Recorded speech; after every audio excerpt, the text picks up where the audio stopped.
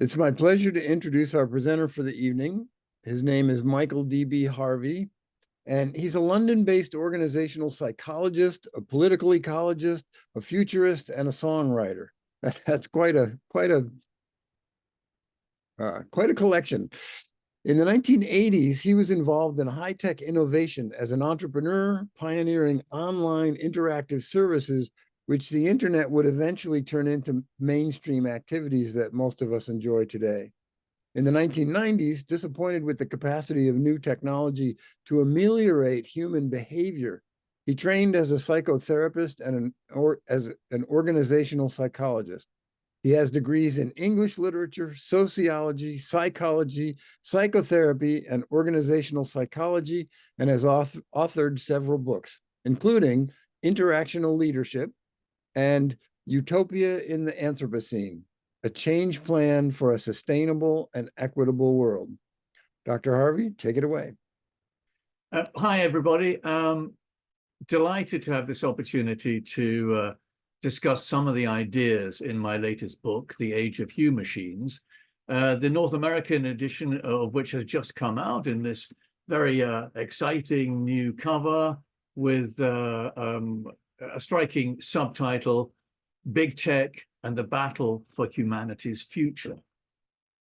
The thesis is that the 21st century marks a new historical phase in which no-holds-barred ultrascience merges with growth-hungry capitalism in a mission to automate virtually everything humans do, think, feel, and are.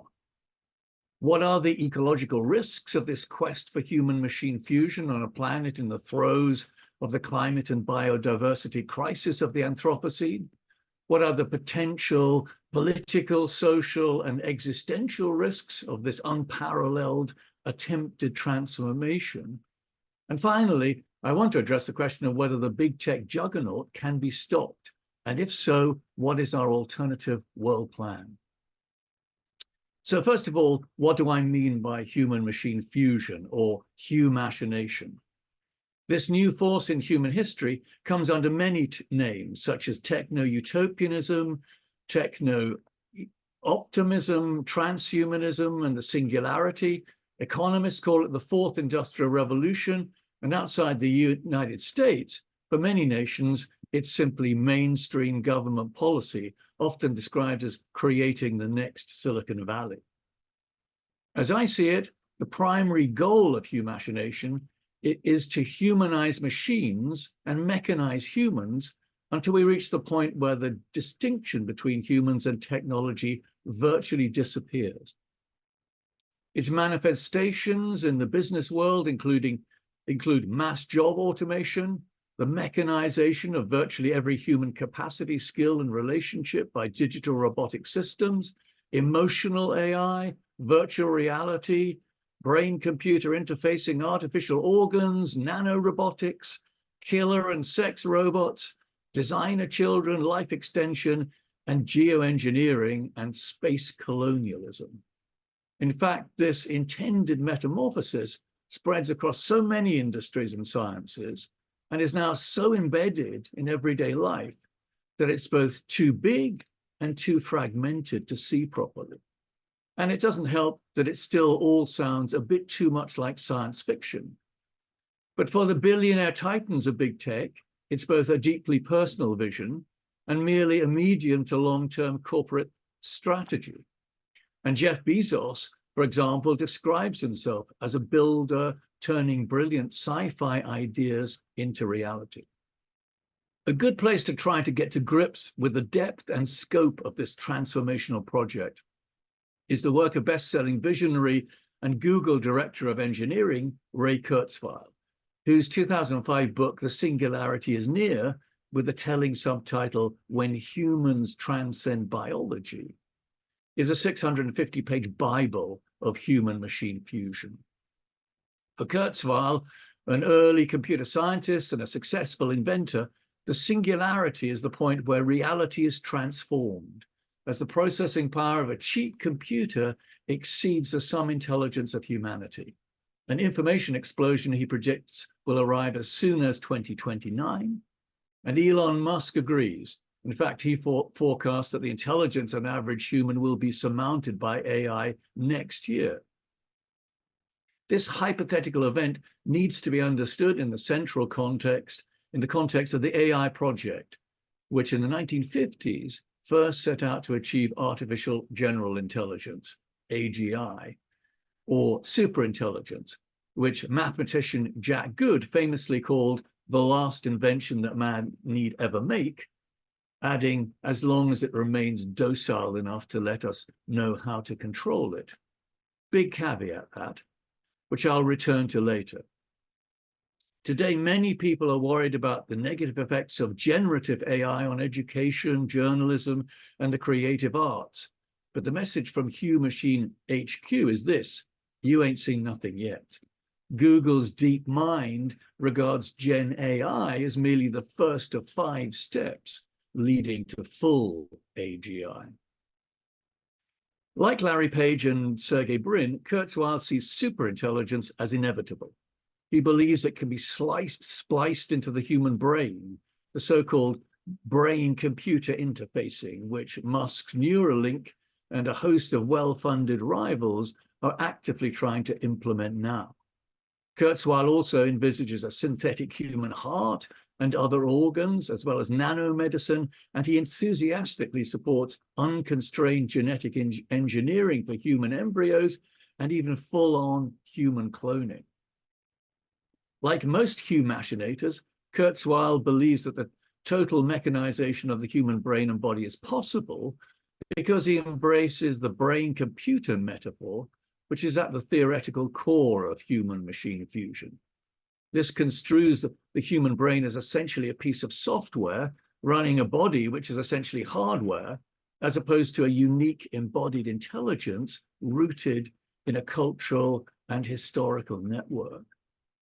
On the basis of this mechanistic misconception, which goes back to the origins of the Western science revolution and the philosophy of Descartes and Hobbes, computerizing the brain seems logical enough, as does recoding the human genome and creating a range of bodily augmentations, such as new sensory capacities, the ability to change appearance, telepathy, and fabulous sexual prowess, including, apparently, the ability to engage in virtual sex with your chosen Hollywood idol without informing your actual sexual partner. Very tech bro, that.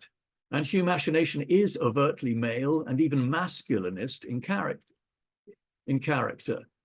There are no female big tech billionaire founders that I know of, perhaps because the movement's bedrock academic discipline, computer science, has remained so stubbornly resistant to the gender parity most other Western scientists have achieved.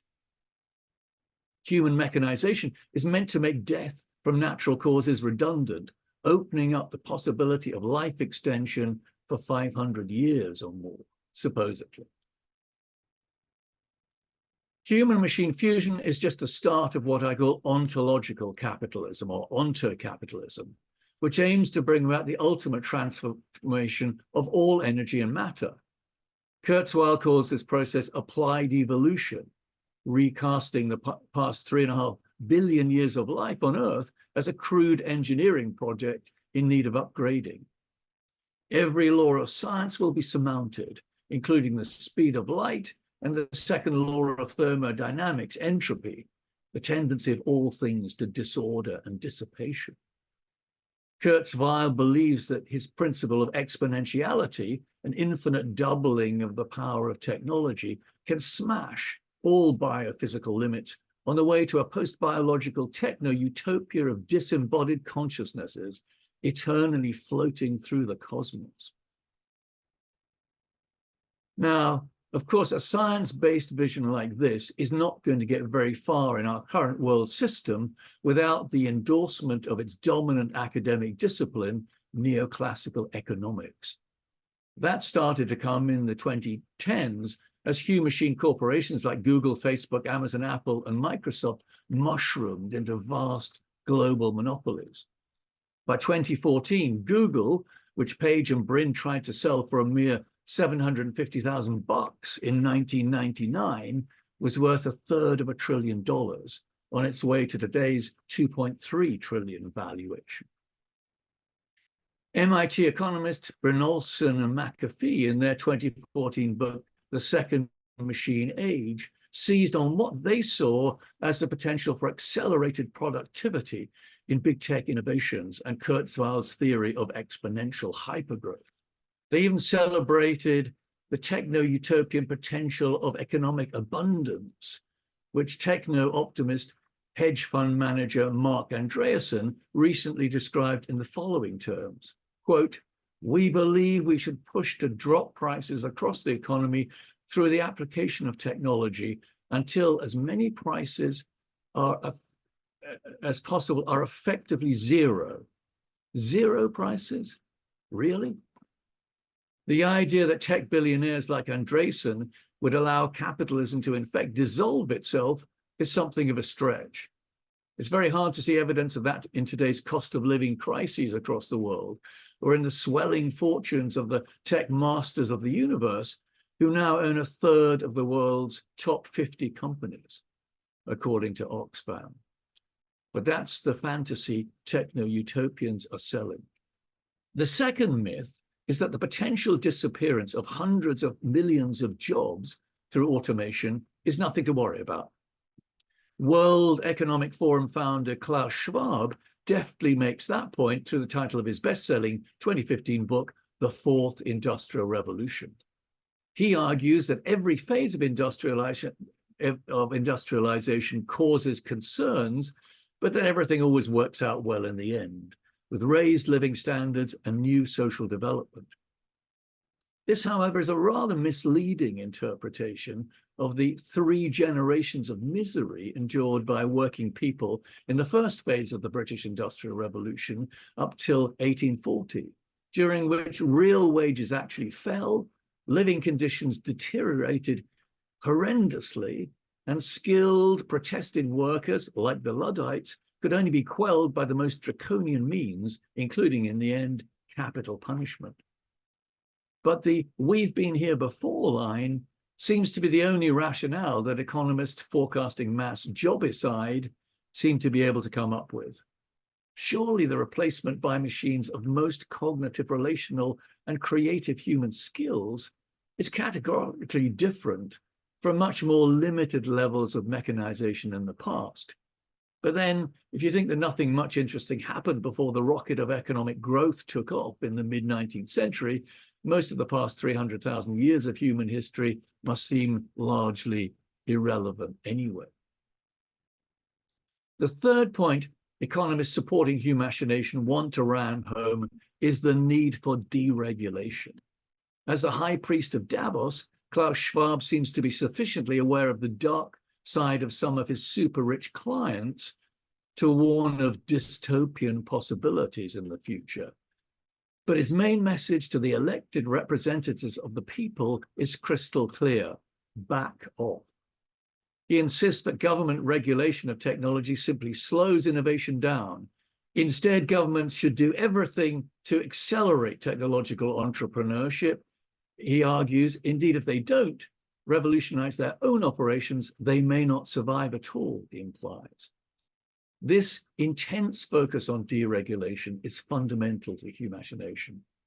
Over the past 25 years, since the dot-com crash of 2000 initiated the Humachination Big Bang, deregulatory lobbying has played a vital role in the explosion of unprecedentedly large technology conglomerates, which have grown fat on monopolistic acquisitions with minimal government intervention.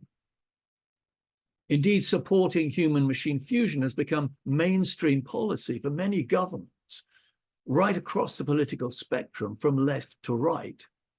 Up until last year, for example, the British Conservatives pursued a strategy of becoming a science and technology superpower, and in 2019 even adopted the Fourth Industrial Revolution as official government policy. And just this week, the recently elected Labour government went even further, announcing a multi-billion-pound AI superpower policy to mainline AI technologies into the UK economy in a desperate attempt to rediscover growth. And in the US, Donald Trump, with the backing of Elon Musk, Peter Thiel, and other big tech billionaires, looks set to neutralize Joe Biden's planned digital regulation and grant human-machine corporations the technological equivalent of a license to drill, baby, drill. At least the world is now waking up to big tech's alarming revolutionary agenda, although how many realize just how far it intends to go. For too long, we've been sleepwalking through this attempted technologization of everything and everyone, everywhere, without even fully discussing it, let alone voting on it. The question of regulation will define the second phase of the age of humachines we're now embarking on. But can it be done within a growth-dependent capitalist paradigm which consistently puts profit ahead of people and planet? I'll come back to that question, but let me first turn to the risks which could be ahead of us if the Humachination project continues at its current warp speed. One risk is jobicide, which I've already alluded to. Management consultants McKinsey now estimate that a third of all US occupational tasks will be automated by 2030. What happens if the skills, capacities, and talents which historically are at the heart of being human are automated? GPS is already rendering many people unable to find their way unassisted, even in familiar neighborhoods.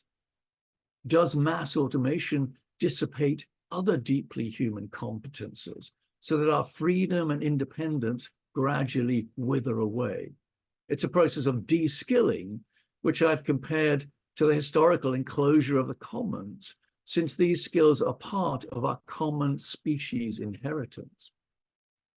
Other unwanted consequences of the biggest unregulated psychological experiment in history include new forms of online child abuse and increasing levels of depression and anxiety caused by social media, especially for women and girls.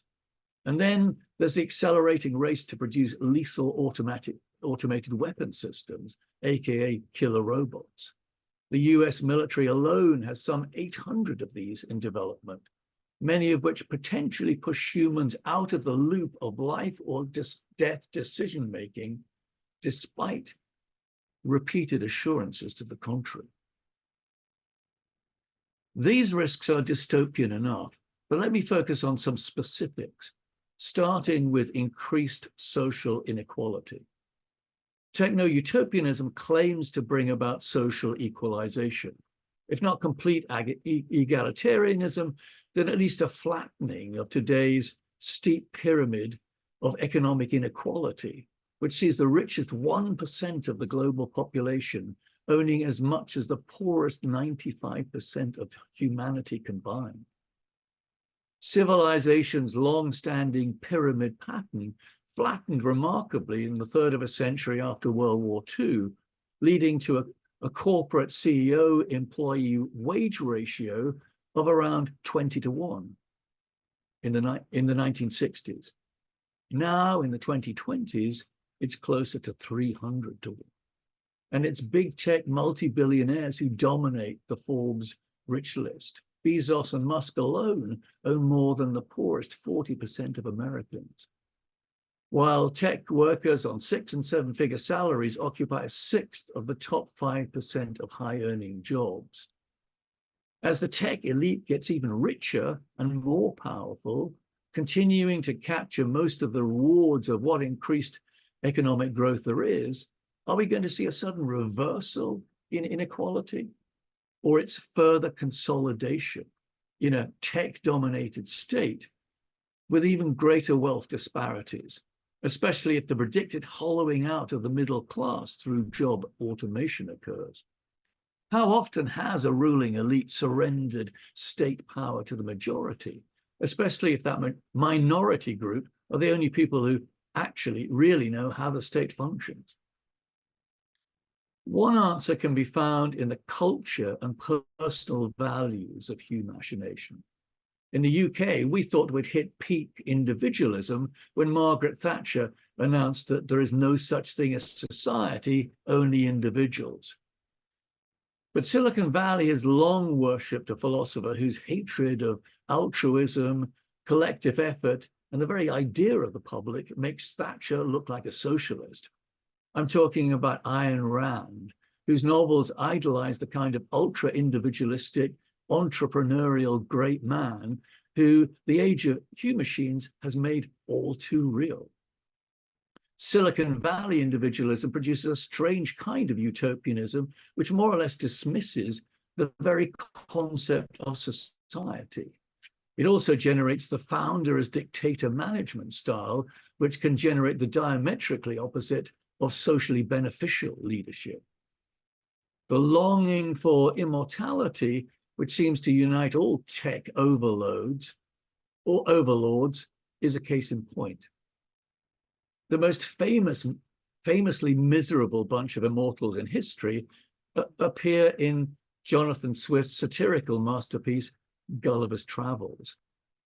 The Struldbrugs lead normal lives until the age of 80, at which point all legal and property rights are taken away from them. Why such an apparently cruel treatment? Swift's rationale is admirably lucid. Otherwise, he writes, as avarice is a necessary consequence of old age, those immortals would in time become proprietors of the whole nation and engross the civil power, which, for want of abilities to manage, must end in the ruin of the public. End quote. Such concerns seem to be incomprehensible to the leaders of the Humachine age. Indeed, the idea of becoming proprietors of the whole nation sounds rather like the current onto-capitalist world plan, except that this goal extends to the entire cosmos. This extreme individual is just one of the 6 values which I describe as the cement ethos of Humachination, which is central to its ideology. The cement acronym stands for competitiveness, individualism, materialism, elitism, nationalism, and technologism. In some contexts, these values can have positive use, but today, in our current world system, I fear they threaten to push us towards dystopia rather than utopia. The ecological risks of Humachination also point in the wrong direction. As the fossil fuel industry and its backers continue to get their way, LA burns, Valencia floods, and the environmental crisis of the Anthropocene intensifies. 2024 is now on record at 1.6 degrees centigrade over the pre-industrial average, and the last 10 years are all in the top 10 hottest years for over 100,000 years. The overwhelming majority of climate scientists now predict that global warming will exceed 2.5 degrees centigrade by 2100, with almost half of them forecasting a truly disastrous 3 degrees or more. One of the ways big tech leaders contribute to the inadequacy of current climate action is through their support for green growth. The idea that increased technological efficiency can decouple infinite GDP expansion from environmental harms. But rebound effects, cost shifting, limits to the profitability of renewable energy, and the ineffectiveness of carbon offsetting all suggest that absolute decoupling is a delusion, although some relative mitigation is certainly possible. And how can a world system that prioritizes capital accumulation consistently deliver nothing but decarbonizing innovations? The decoupling myth also relies on geoengineering, leading to public subsidies for unproven technologies like carbon capture and storage, rather than ending fossil fuel production once and for all. Extreme geoengineering projects of the kind supported by Bill Gates, like spraying dust in the atmosphere to dim the sun, could lead to the most disastrous unintended consequences. Overall, the fantasy that we can create, as it were, a decarbon copy of capitalism simply acts as a convenient shield for continued fossil fuel exploitation. As for Elon Musk, the days are surely long gone when he could viably present himself as a crusader for the green transition. Yes, Tesla is still developing solar power, batteries, and electric vehicles, but these days the world's richest man claims that the West's declining birth rate is a bigger threat to civilization than climate change. The electrification of transport is certainly important, but not if it prioritizes the private car over walking, cycling, and public transport. After all, if the entire world owned cars like Americans own cars, there would be 6 billion of them on the road, almost 6 times the present number. Yet Musk's hatred for public transport is legendary and reveals something of the disturbingly unempathetic, antisocial machine mindset of many humachinators. I think public transit is painful, he said. It sucks. Why would you want to share a ride with a bunch of strangers, one of whom might be a serial killer? As a pragmatic transhumanist, Musk's real obsession is not saving planet Earth, but reaching Mars. The ultimate purpose of Neuralink's brain transplant plants seems to be to help to create a multi-planetary species capable of colonizing space. But there's nothing ecological about the super-polluting kerosene which powers SpaceX's rockets, or what Starlink satellites are doing to the night sky. As for Musk's private jet emissions, they are over 260 times higher than that of the average world citizen. Appealing as it is, space exploration is, I think, a massive distraction from the climate meltdown, mass extinction of species, and extreme poverty happening in our own biosphere. But for Jeff Bezos, it's the only way to square the circle of infinite economic growth on a finite planet. He says, I want my great-great-grandchildren to be using more energy per capita than I do, and the only way they can be using more energy per capita than me is if we expand out into the solar system. Bezos envisages 1 trillion people living in the solar system, so plenty of parcels to be delivered there. In the meantime, Amazon's global emissions footprint is currently the size of Switzerland, and although it declined slightly in 2024, reportedly these figures do not include the growing energy consumption of Amazon Web Services, its most profitable division. This dominates the cloud, that quaint euphemism for huge data centers powered by energy-hungry servers, which provides the digital infrastructure for the entire business world these days, including big oil and many other pollutercrats. In short, I suggest if we trust our supposedly planet-friendly humachinators to deliver anything like a viable green transition, we are likely to be catastrophically disappointed. Our best bet against dystopia is probably democracy. But forget the optimism of the 1990s. Today, majority rule is struggling badly. Last year, the Economist Democracy Index only classified 8% of the world's population as living in full democracies and 40% in full-on authoritarian regimes. The 52% in between live in flawed democracy, and that includes the United States and France, and hybrid regimes. The contribution of digital technology to this democratic recession is increasingly well documented, from news feeds on social media replacing informed journalism and algorithms supporting extreme political views, to state-sponsored trolls and deepfake technology, which allegedly already is responsible for swinging its first general election, that of Slovakia in 2023. Digital technology is a growing problem in emerging democracies, where Facebook in particular holds enormous sway. Remember the UN's accusation that the platform had turned into a beast during the attempted genocide of the Rohingya people in Myanmar in 2018.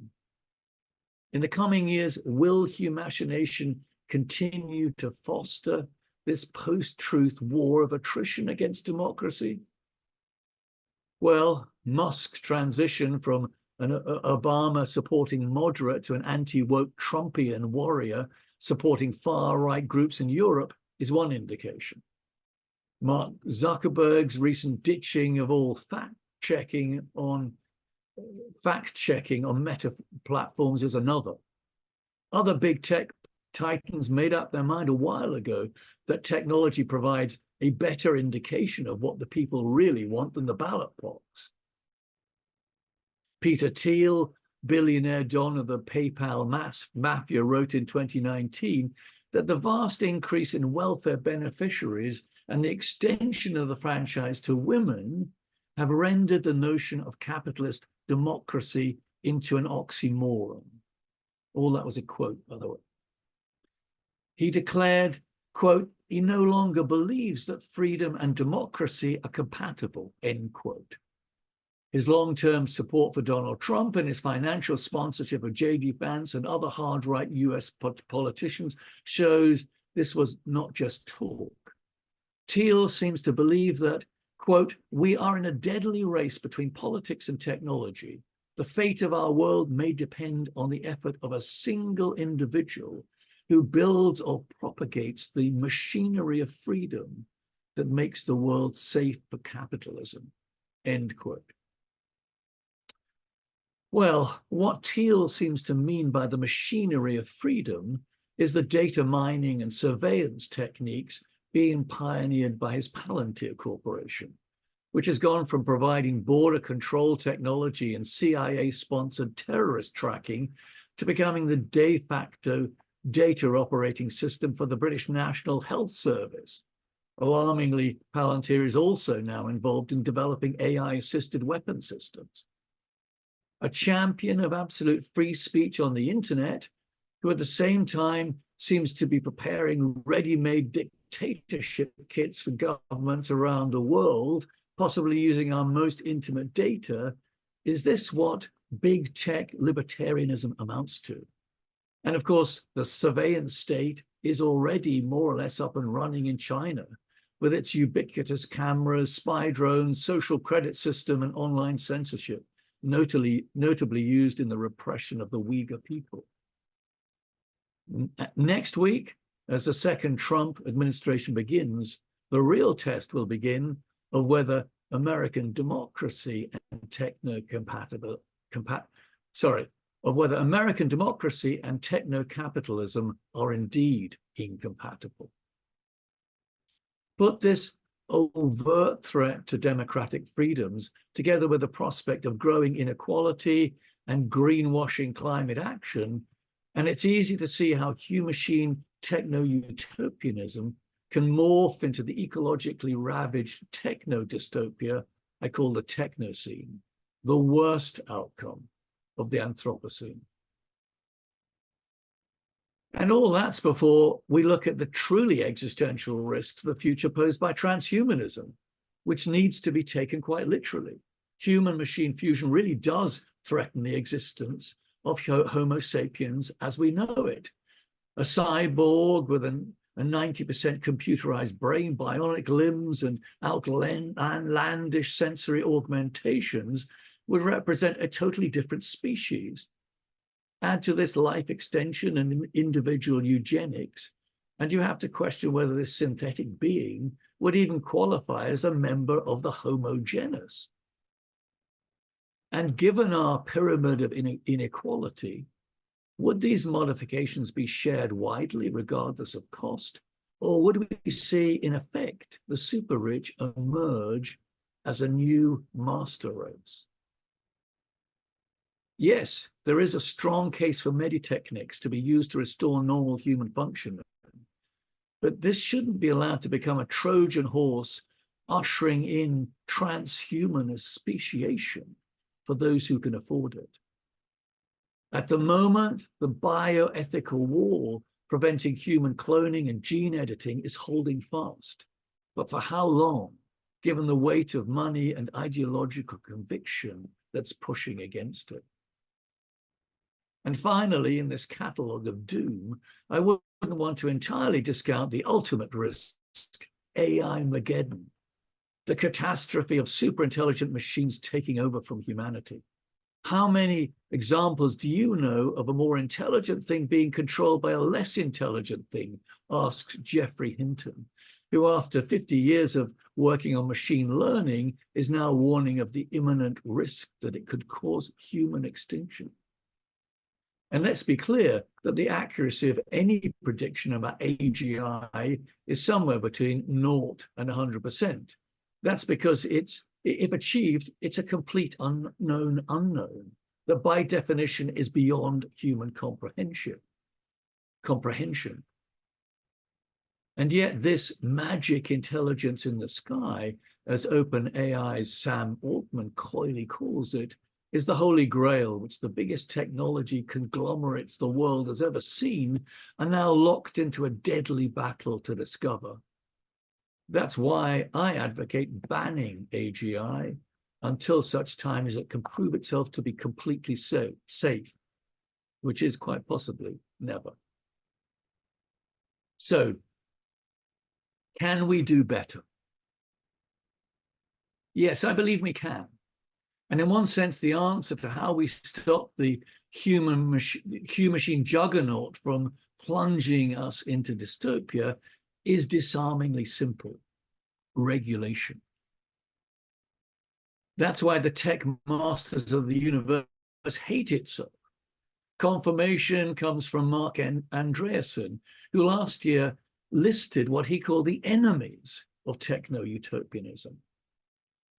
Quote, "Our present society," he writes, "has been subjected to a mass demoralization campaign for 6 decades against technology and against life, under varying names like sustainability, existential risk, social responsibility, stakeholder capitalism, precautionary principle, trust and safety, tech ethics, risk management, degrowth, and the limits of growth." I'm not making this up. But this hate list at least graphically illustrates the battle lines for the struggle for the future of humanity, which is now kicking off, and the potential role of regulation in it. Which side are you on? As for me, I'm definitely rooting for most things on the list, especially sustainability, the precautionary principle, trust and safety, risk management, degrowth, and the limits of growth. The precautionary principle is particularly vital for the prospective regulation, which alone can head off harm before it happens. The retrospective regulation, which is now belatedly coming into force, for example, the Online Harms Bill in the UK or the EU's AI Act, has taken far too long and is now struggling against deeply embedded personal habits and entrenched economic realities. Moreover, this reactive wait-and-see approach lacks the formidably coherent vision of the Humachinators, based as it is on the priorities of capitalism, the mechanicalist science tradition, and a long, long history of elites making the big technology decisions. Forward-facing regulation essentially means shaping an alternative future. And this can only be done if progressives have a clear idea of the goals, institutions, practices, and values which we wish to put in place. In short, to stop runaway humachination, we need an alternative world plan. Many such counter visions could be possible, but the general model which I advance in the Age of Humachines and in my last book, Utopia in the Anthropocene, is called the SEWP model. SEWP. This stands for Sustainable, Equitable, Wellbeing Planet-wide, a set of powerful goals which can help to put people and planet on top and technology in its right place. And we should never underestimate the huge motivating power of goals. The first SEWP goal, sustainability, seems pretty obvious.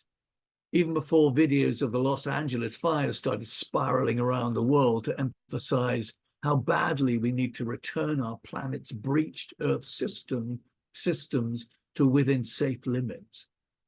how can we realistically hope to achieve a biophysical steady state again while continuing all-out fossil fuel production in the name of economic growth? It's like trying to totally re-engineer the plane we are traveling on in mid-flight, the 21st century equivalent of the Icarus myth. And we know how that turned out, and it was not very well. There are only two ways to go, as I see it: speed up or slow down. And it's the latter that seems to offer the only realistic route to planetary sustainability. Equitability is also crucial to environmental viability, given that the richest 1% of the global population consume their fair share of carbon in 10 days, whereas for the poorest 50% of the world's population, it takes 3 years. Only by flattening the economic inequality pyramid can a catastrophic fate for billions of people threatened by climate change be averted. This will require some radically redistributive measures. For example, wage ratios in the order of 10-1 or even less, as is common in many cooperative enterprises, and new forms of land and wealth taxation. Well-being, the third suit goal, is also common sense. We know that beyond a relatively low point, money does not increase happiness. So why do we bow to the false god of GDP and base our estimates of national success on the circulation of money? A well-being economy centered on improving life satisfaction for all brings about a new revolutionary mission for humanity in itself. And this all has to be done on a planet-wide basis, acknowledging the indisputable reality that there are 8 billion of us and counting on the only planet we have, but that this is increasingly dominated by the interests of the 1/3 of us who live in the global north. Americans, for example, consume resources as though we had 5 planets at our disposal. Europeans, as if there were 4 planets, while the global average citizen's footprint is actually close to planetary sustainability level.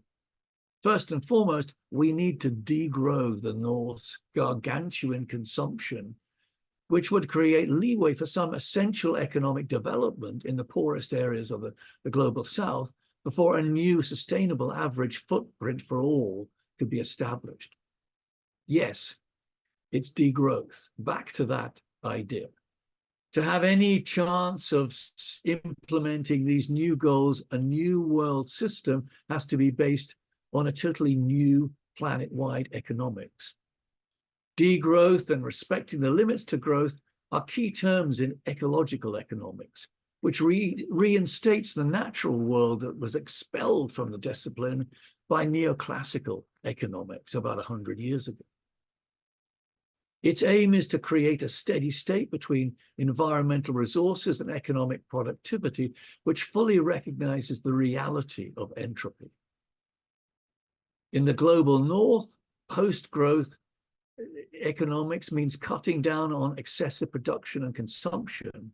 That is likely to involve shutting down the fossil fuel industry as quickly as possible and reducing car production and aviation, advertising and marketing, packaging and waste, financialization, and the arms race.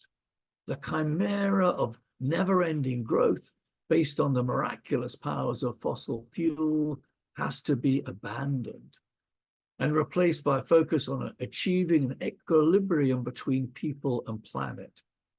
Consuming less to live more could be the watchword. This new world aims to create real abundance in place of organized scarcity. That could mean more food security, not less. As globally, we currently waste 1/3 of all produced food, and 75% of farmland is dedicated to raising livestock for meat consumption, which is far less healthy than plant-based diets. Much of the housing crisis, which affects even the wealthiest nations, can be solved in part by land value taxes and more equitable land distribution, as it's generally the land that's the real cost in housing. As for technology, this would be taken down a peg for sure, but by no means eliminated. Ecological economists Jorgis Kallis and Peter Victor estimate that in a post-growth economy, energy levels could be comparable to those of Spain in the 1980s or Canada in the 1970s. That would be enough for the internet, but not for the energy ravenous AI that's in development.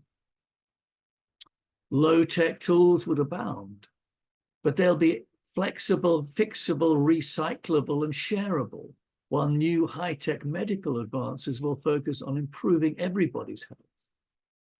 Other benefits of decreased production could include the 20-hour week, freeing that most precious of all assets, time, for the things that matter, like friends and family, caring for others, local activism, education, urban gardening, and simply having fun in the new chillocracy.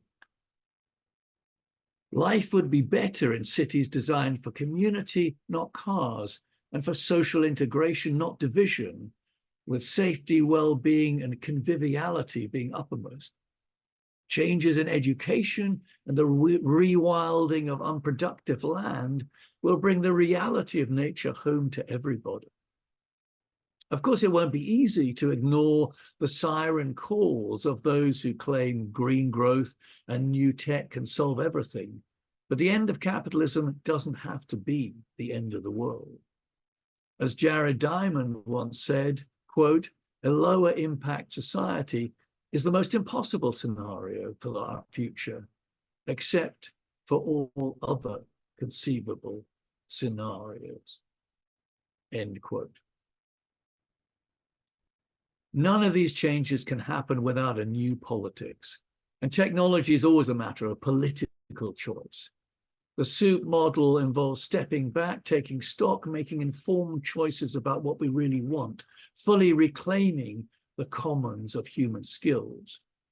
Innovative reforms to existing electoral democracies can certainly help in this respect. But as Yale political scientist Elaine Landesmore reminds us, in the US, representative democracy was originally intended as a form of elite rule in contrast with rule by ordinary citizens. To save democracy from its current asphyxiation, we need to move to deeper forms of popular participation. Circular democracy could combine the top-down policy necessary for planetary sustainability with the bottom-up decision-making that can give democracy the kiss of life. Today, deliberation by small groups in citizen assemblies can inject quality and precision into the decision-making process. It revives the ancient Athenian practice of selecting major policy-making councils by sortition, a random lottery which selects citizens along the lines of juries in many contemporary national justice systems.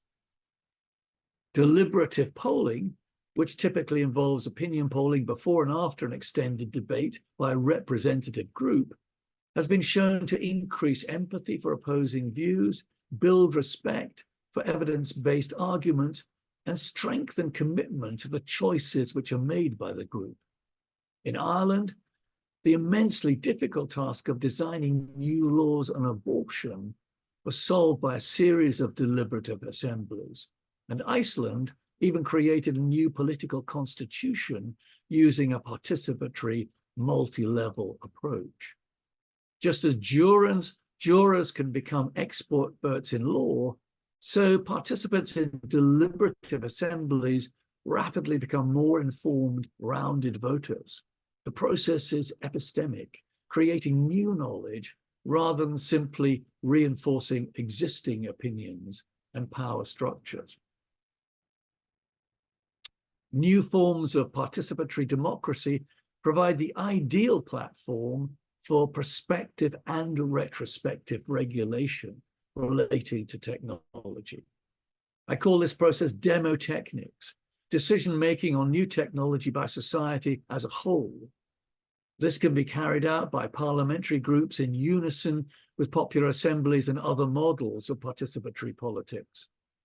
Locally elected technology councils of experts judged to be trustworthy and accountable by electors could provide another representational layer in this multi-level system. This transparent, citizen-based process will replace our current reliance on highly secretive decisions made by tech elites, often in their own interest. The EU already has a series of climate assemblies, and direct democracy has led to significant climate action in Ecuador, as the majority voted to ban oil drilling in the Amazon in a referendum in 2023. Other new paradigm-shifting institutions will also be needed.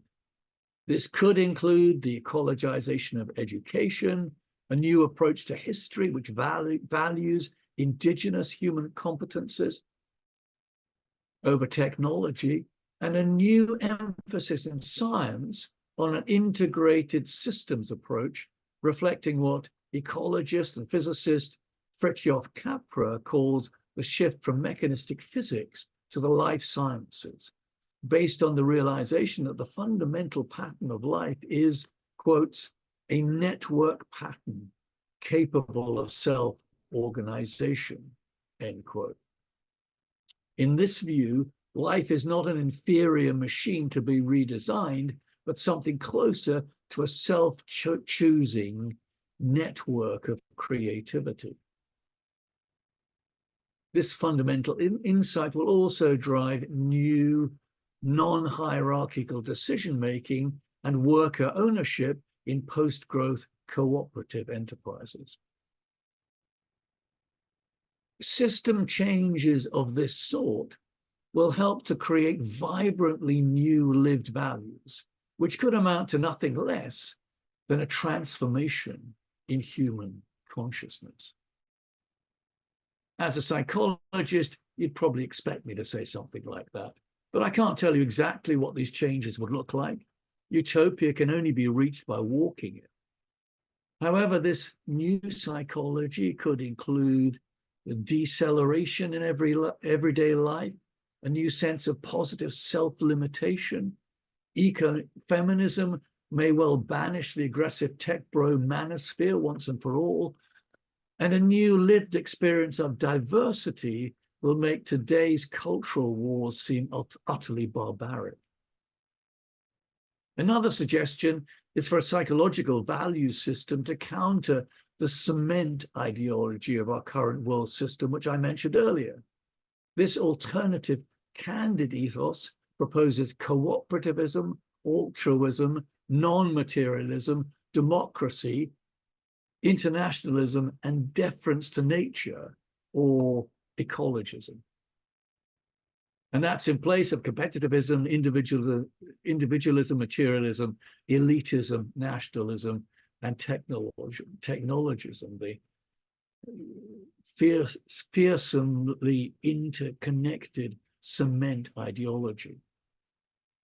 Cooperativism asserts that humanity is essentially a collaborative species. As biologist Martin Nowak insists, we are super cooperators, capable of a wider range of cooperative behaviors than any other species.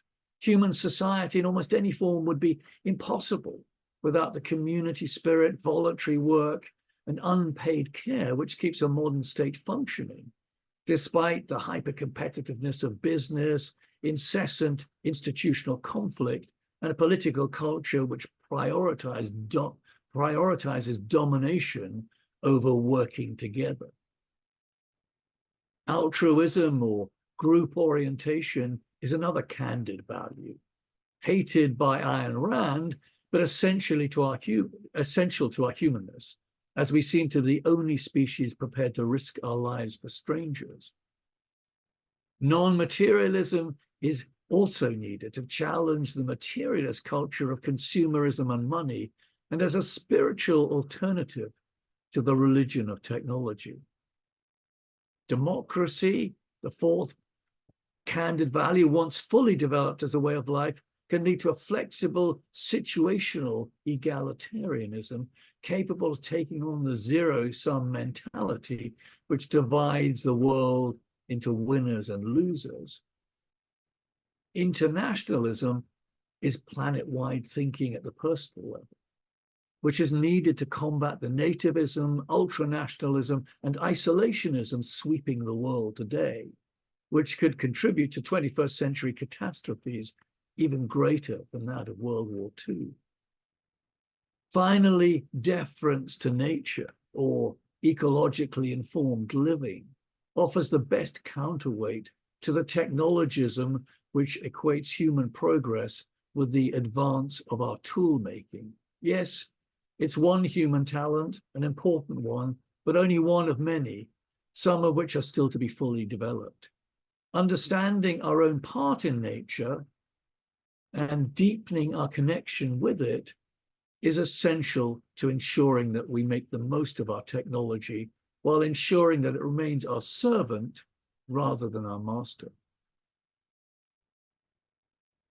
Let me end this talk with this thought. The prospect of trusting humans to organize themselves in partnership with nature may seem too demanding for our modern world. But for most of the past 300,000 years, human beings living in hunter-gatherer communities managed it pretty well. Before the first agricultural revolution introduced elite-owned technologies and the back-breaking work that accompanied them.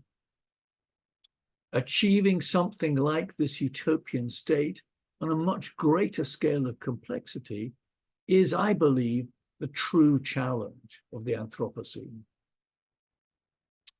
And it may just turn out to be the most realistic chance we have of escaping dystopia. Thanks very much. Thank you, Dr. Harvey. You've given us a lot to think about. I'm going to go ahead and introduce our respondent tonight. Our respondent tonight is David Brin. He's a scientist, speaker, technical consultant, and world-known author. His novels have been New York Times bestsellers, winning multiple Hugo, Nebula, and other awards, and at least a dozen of them have been translated into more than 20 languages. Brin serves on advisory committees dealing with subjects as diverse as national defense and homeland security, astronomy and space exploration, SETI and nanotechnology, future prediction and philanthropy. He has served since 2010 on the Council of External Advisors for NASA's Innovative and Advanced Concepts Group, which supports the most inventive and potentially groundbreaking new endeavors. There's so much more, but I'm going to just let him take the floor now with his thoughts on Dr. Harvey's presentation. Wow. First of all, wow. First of all, that was an awful lot packed in there by Dr. Harvey. It's really quite amazing stuff. And let me start off by refusing to accept the bait on the digs at science fiction, which is the R&D department of the future, and where most of the concepts that he talked about were already in novels by Ursula Le Guin, John Brunner, and so on. And I think at the last IRAS at Star Island, I provided 3 different evenings worth of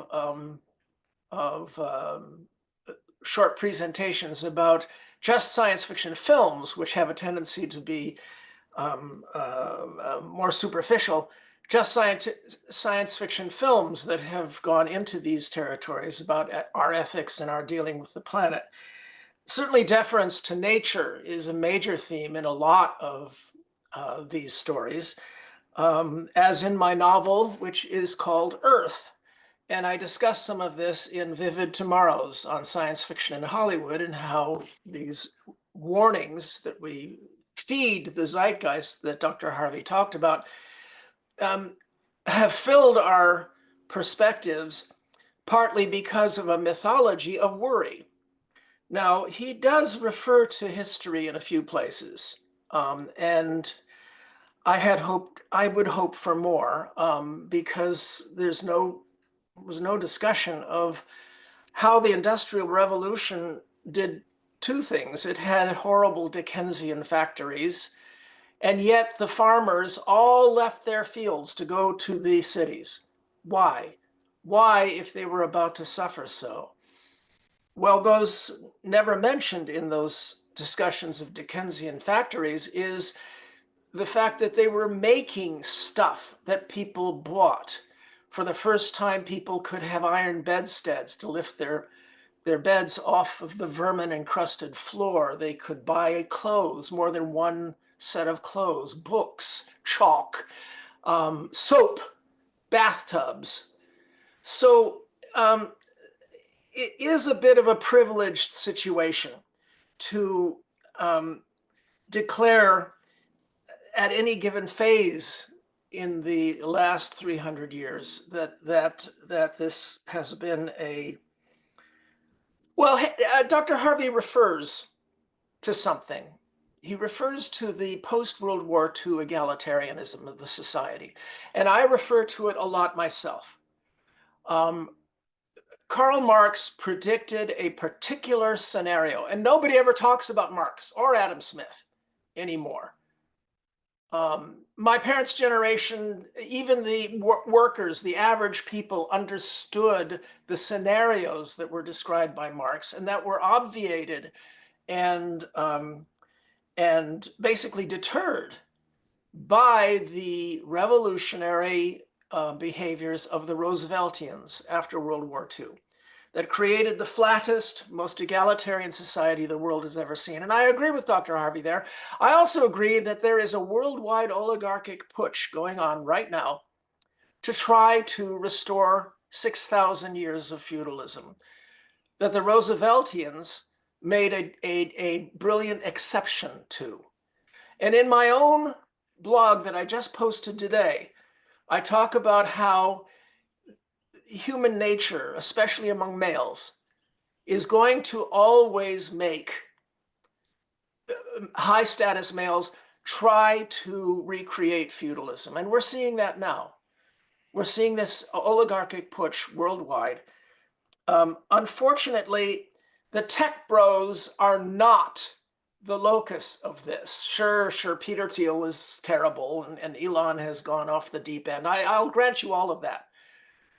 But most of this oligarchic putsch is being pushed by old style lords, inheritance brats, hedge lords, petro moguls. And the tech bros are doing their job by distracting from that. As far as the this notion of banning AGI, how, even if you get a worldwide consensus to declare a ban, all that's going to do is drive it into the shadows. I talk about this in the Transparent Society. You're going to have to harness this horse. Trying to ban it will just get every horrible center of power in the world making horses while you can't. Look, Marx was not anti-technological.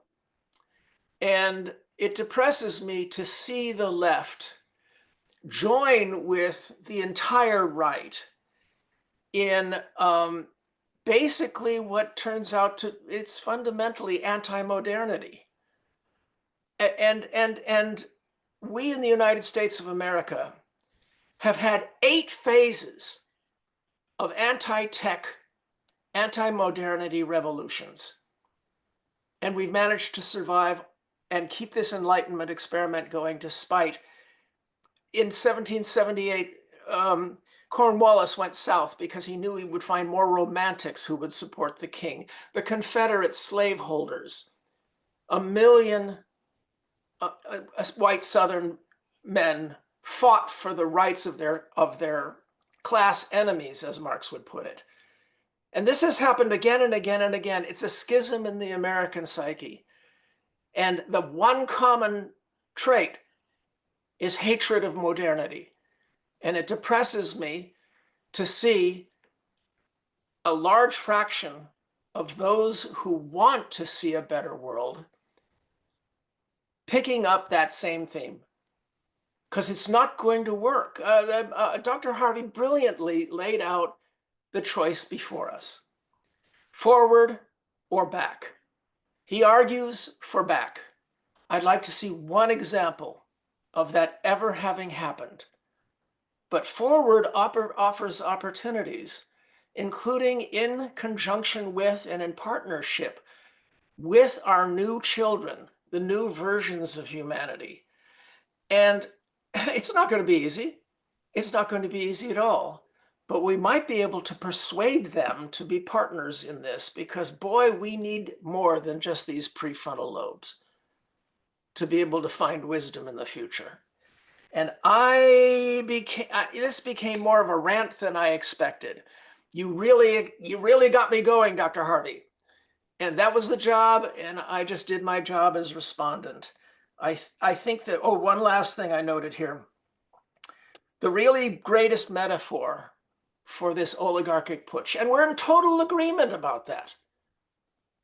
The greatest metaphor for this horrible betrayal of the Rooseveltians and my father's World War II generation and all that they built, the greatest metaphor is in air travel, where if you go aboard an airplane now, you will never see a famous or rich person in first class.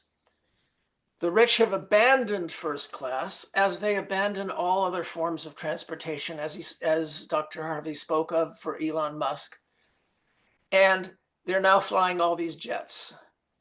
And we need to chase them as the first step.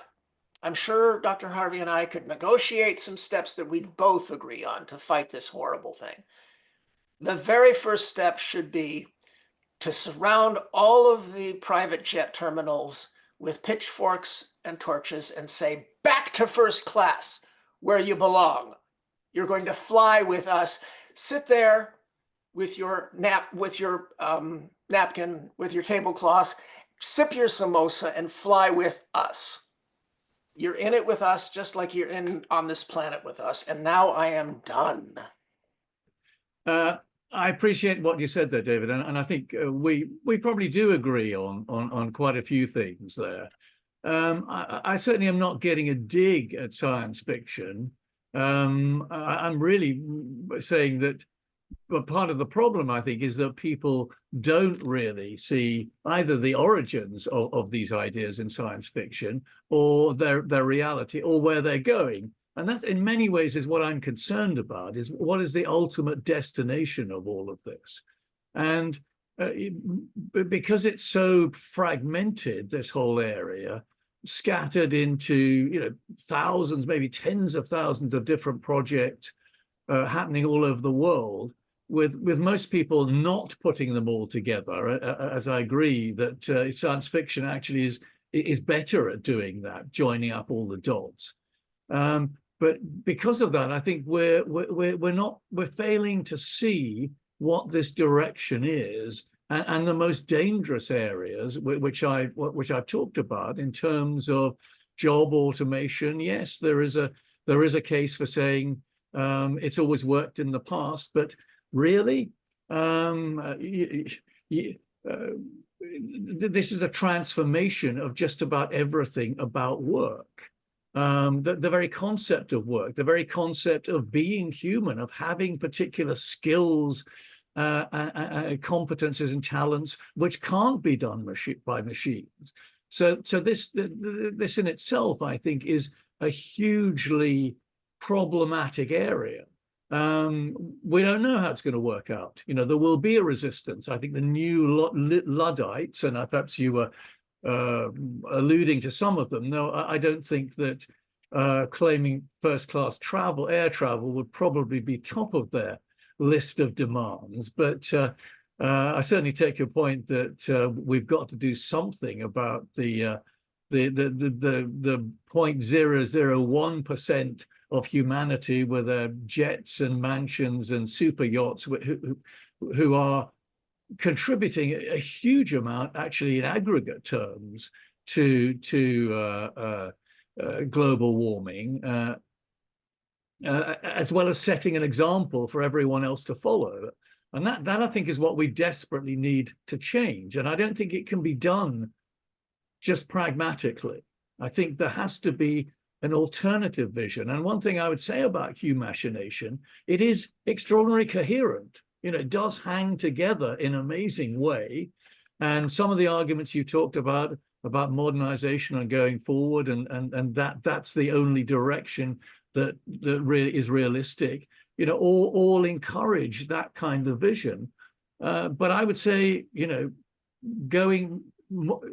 creating more technology doesn't necessarily mean going forward. We haven't gone forward, for example, from what I call the thriving third, following the World War II, when a lot of good things were happening.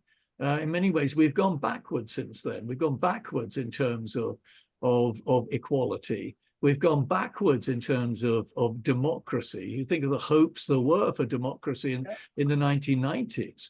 Now it's really struggling.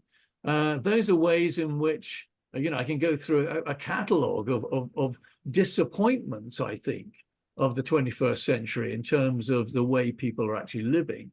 And I also think this degrowth point, which is not necessarily a left or right wing position, it's I think a new political and economic paradigm, which basically says so much of what really we think of as economic growth, and of course the 50s, 60s, and 70s were the absolute high point of that monstrous growth in the West. We haven't seen anything like it since then, and it may well be that most of that growth was dependent on fossil fuel and having this incredible, you know, miraculous energy expander more or less free.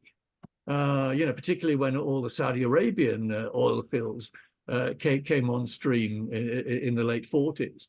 So it may well be that economic growth, that idea of constantly moving forward, you know, whatever it is, 2, 3, 4, 5% a year, just isn't on for the developed world. And I think this degrowth idea represents then a fundamentally way of rethinking society and then rethinking the role of technology. You know, I'm not saying get rid of it in any way. I think we'll need it in all sorts of ways. We may well be able to use AI in all sorts of ways, but we need to have a different plan than the one which is currently going forward, which, as you say, is still being driven by the old oligarchs, the oil companies, the petrostates, the landed owners. Certainly in this country, people who've owned most of Britain for the last 1,000 years or so. All of those people are pushing forward and enabling this technology to happen. And the worry is what happens then when we really get to the frontier of, you know, particularly you know, human cloning, all of these augmentations, and a whole series of problems which I've, you know, tried to indicate, which are very much the goal. And so I'll leave it there and allow other people to come in on that.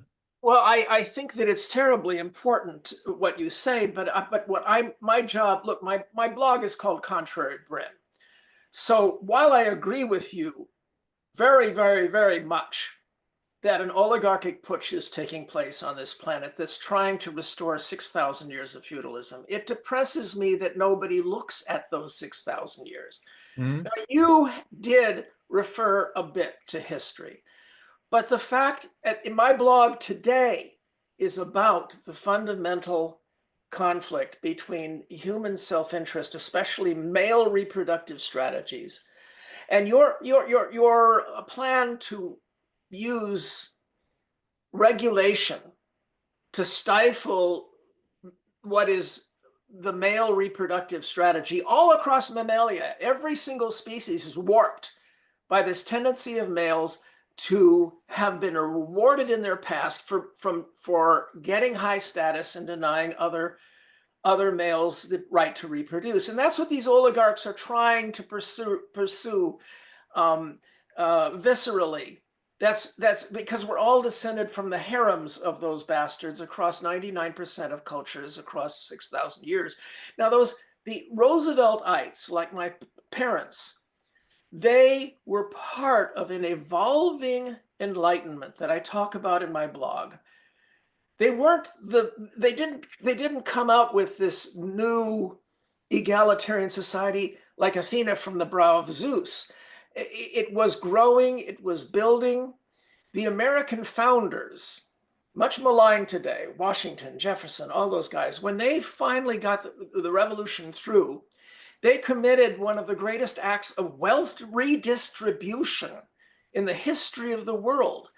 They seized 1/3 of the land in the former colonies and redistributed it. And the result was the establishment of the notion of the American middle class. It was all white males.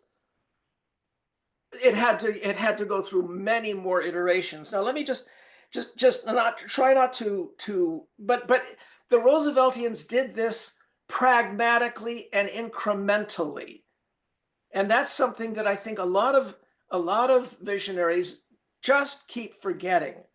Now, I want to just make a couple points here. One, 90% of the people on this planet have never witnessed war with their own eyes. We think we're in an extraordinarily violent time. We are absolutely not. 95% of children today go to school and have never experienced hunger. 95%. So it's very important to take what we have accomplished and have that be part of the context of how we fight this fight to hold on to an open and transparent society, because the things you want to do will only happen in light, as I talk about in the Transparent Society. Driving it all into the shadows. Look, I agree about the dopey tech bros, okay? I know a bunch of them. Some of them are extremely dangerous. Peter Thiel is financing this neo-reactionary, neo-monarchism. Look up those terms. My blog before this, 3 blogs back, I talk about it. These are extremely dangerous people. But I don't think you're going to fight them by saying we have to shut down what has given everybody on this planet hope after 6,000 years.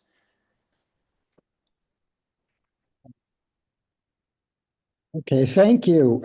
I think we'll go to a couple other questions now. With a little time left. First, from Ruth Sheets.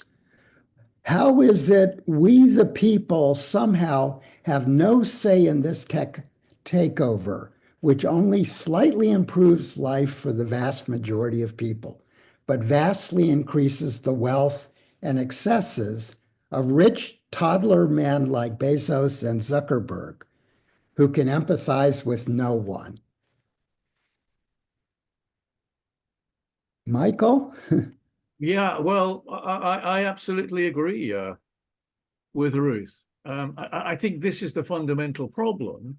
And it's a problem that there's always been there with technology. And in fact, going on from what David said, I do actually have quite a lot about history in the book, and particularly in the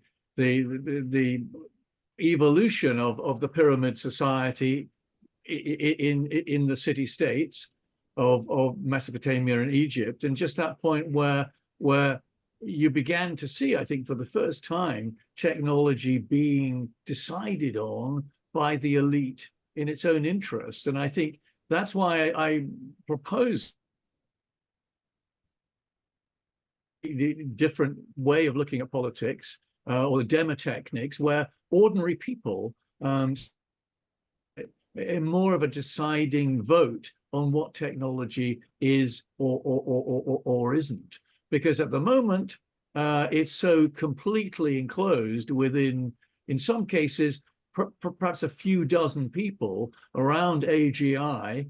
Very few people actually have access anymore to these large language models outside the big tech giants.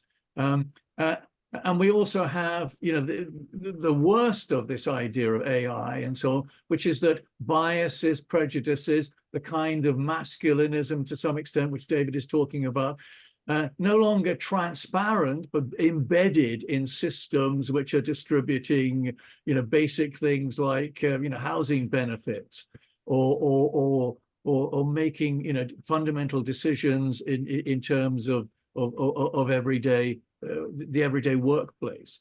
So yes, I think we need to get back to actually the majority having more of a say in what technology we want. And I think that also goes with more of a say in what kind of world that people want.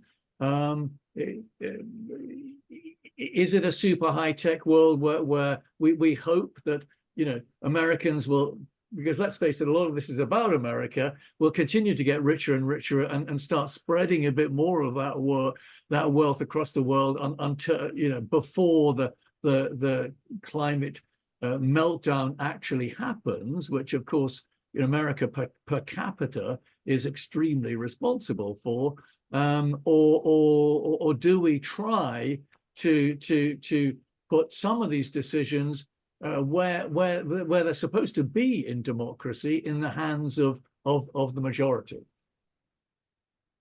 I don't disagree with any of that. I just think that it's terribly important to remember that the poor of the world won't be satisfied with just the two things that I mentioned. The lack of war for most people across the planet, that's the principal result of the American Pax since World War II.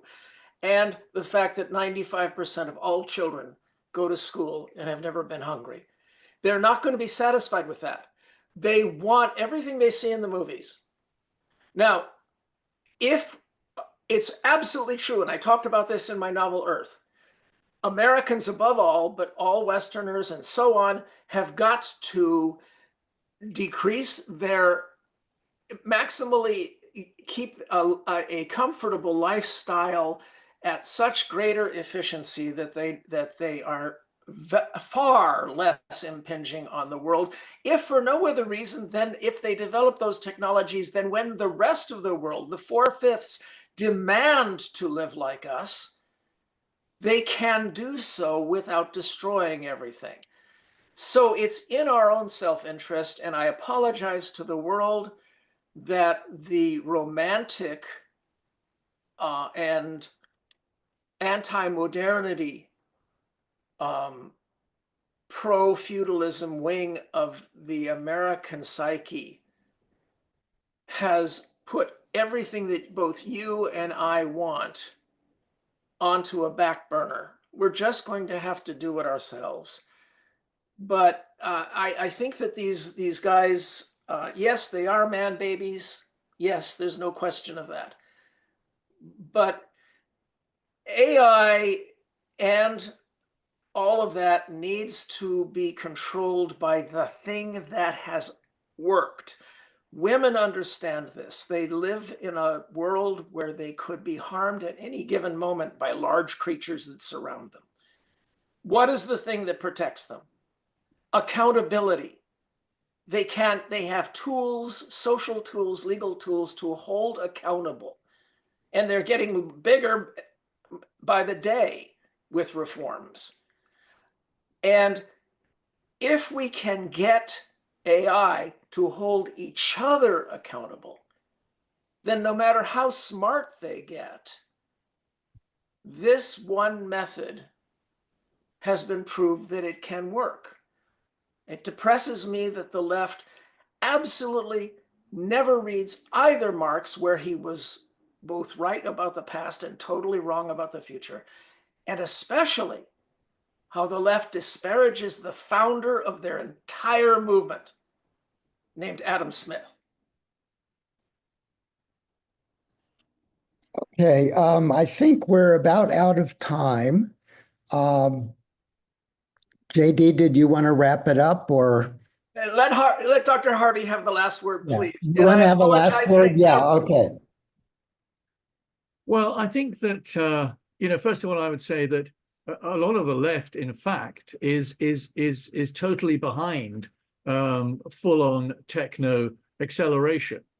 Well, that's one of the interesting things, is that we're seeing a complete unity from right to left, or behind pushing for AI and everything that goes with that. I think it's more the green left, the alternative ecological movement, which is actually arguing for something else. Now, of course, critics would say this is about being anti-modern, that's going back to the Stone Age, all of those kind of things. But it's a recognition that we are one people living on one planet, and we are doing our very, very best to destroy that planet, largely because of the never-ending pursuit of economic growth on a finite planet.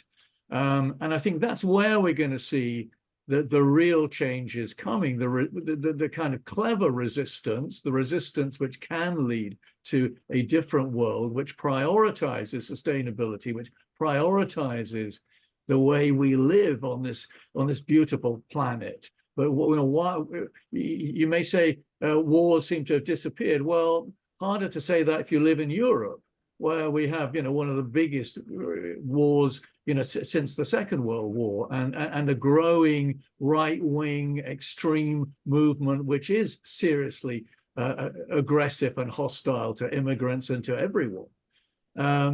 So that's what I would say. I think the trouble is, if we go along with what is the current move towards human machine fusion, the danger actually diverting this into some more pleasant kind of future is a high risk strategy. I think it's what we should be trying is to decide, where do we want to go, and what kind of technology do we need to get there, rather than simply allowing the tech bros and this entire kind of huge movement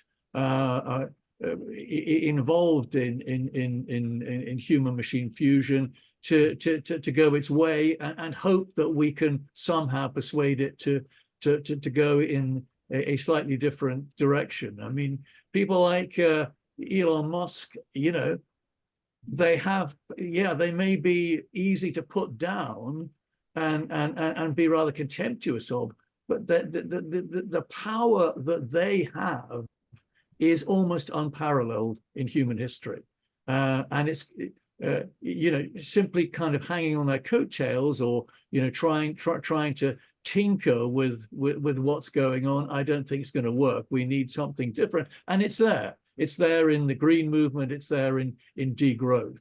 So it's really just applying some of those principles, which incidentally is the way in which a new kind of Marxism actually is going. I don't necessarily hold to it, but it's critical of the old Marx, or the standard Marx, who was too keen on technology.